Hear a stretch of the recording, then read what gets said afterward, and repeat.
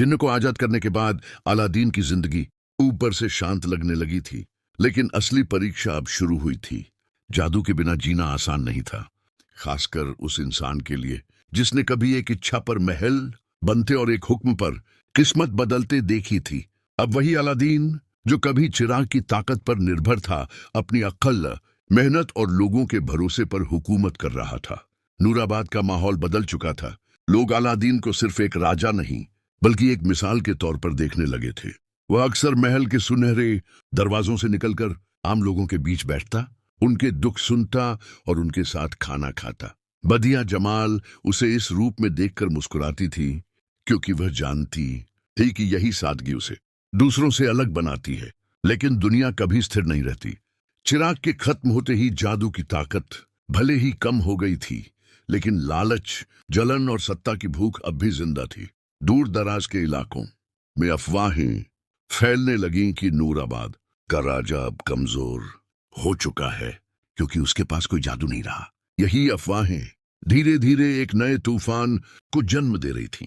उत्तर के पहाड़ों में एक राज्य था जिसका नाम जरखीजान था। उसका शासक राजा अजरोन बेहद कठोर और चालाक इंसान था।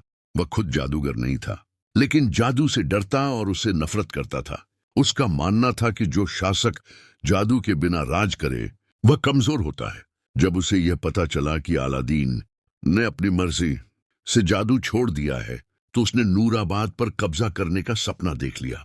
इसी दौरान एक दिन एक घायल मुसाफिर नूराबाद पहुंचा। उसके कपड़े फटे हुए थे और आंखों में डर साफा झलक रहा था। उसने बताया कि जरखीजान की सेनाएं आसपास की बस्तियों को जला रही है। लोग अपने घर छोड़कर भाग रहे हैं और अगला निशाना नूराबाद हो सकता है। यह सुनते ही दरबार में सन्नाटा छा गया। मंत्रियों ने तुरंत युद्ध की तैयारी का सुझाव दिया, लेकिन अलादीन चुप रहा। वह जानता था कि युद्ध सिर्फ तलवारों से नहीं जीता जाता, बल्कि समझ और दूरदर्शिता से भी। उसने फैसला किया कि वह खुद सीमावर्ती इलाकों का दौरा करेगा। बदिया जमाल ने पहली बार चिंता जताई। आप राजा हैं, आपका वहां जाना खतरनाक हो सकता है। अलादीन ने शांत स्वर में जवाब दिया, मैं राजा बनने से पहले भी एक आम इंसान था और आज भी हूं। अगर मेरा जाना लोगों को हिम्मत देता है, तो यह जोखिम कबूल है।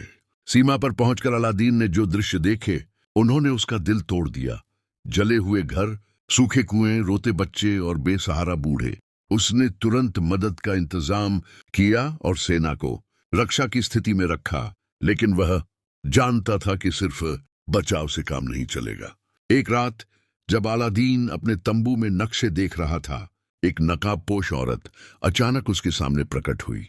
पहरेदार कुछ समझ ही नहीं पाए कि वह अंदर कैसे आ गई। उसकी आवाज शांत थी, लेकिन उसमें अजीब सी ताकत थी। उसने कहा कि वह दुश्मन नहीं है, मगर दोस्त भी नहीं। वह सिर्फ सच लेकर आई है। उसने अपना नाम जारा बताया और कहा कि वह जरखीजान की शाही जासूस रह चुकी है।